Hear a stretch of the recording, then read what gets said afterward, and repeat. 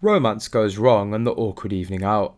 What started as a romantic date night in an idyllic mountain town ended in disaster for Prince Harry and Meghan Markle. According to reports, the couple was seen treating themselves to dinner last week without the kids at the Dutchess, a low-key Burmese bakery restaurant in Ojai, California, but new ideas sources say their relaxing evening soon turned sour. They were having a nice time, chatting over some tandoori chicken about the kids and school and the upcoming US election. You know, usual husband and wife stuff, says a source. They blended in at first, but then things got frosty between them. The source further reveals that the 38-year-old British prince got up and walked out towards the end of their meal, leaving Meghan and their fellow diners stunned. The Dutchess is a fairly intimate sort of place, where it's hard not to notice if the people at the next table are bickering. Ojai is a celebrity-friendly place, but it was a surprise to see them there given they have all Santa Barbara's best restaurants outside their door. A source close to the Sussex'S says this is just the latest in a long list of rows the couple has had following a hectic couple of weeks.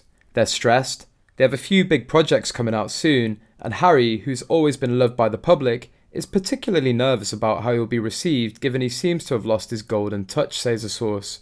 Meghan, meanwhile, is fixated on Harry's family and whether they'll allow her children to have and use their royal titles. For Harry, that's the least of his problems, and he's getting sick of talking about it when there's bigger things going on.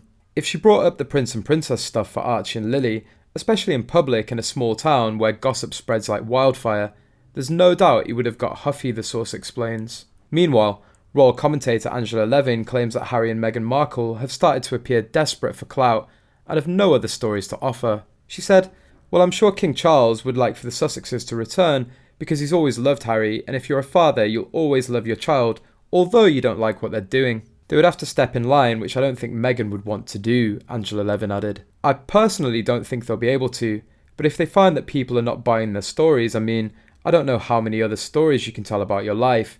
Who knows, they might come back," the royal commentator said. Before concluding, the royal author claimed, "But I don't think they would come crawling back. I don't think they would be welcome in this country either, because it would mean that they failed." And the majority of Brits think Prince Harry and Meghan Markle should lose their royal titles if the Duke's forthcoming memoir attacks the royal family.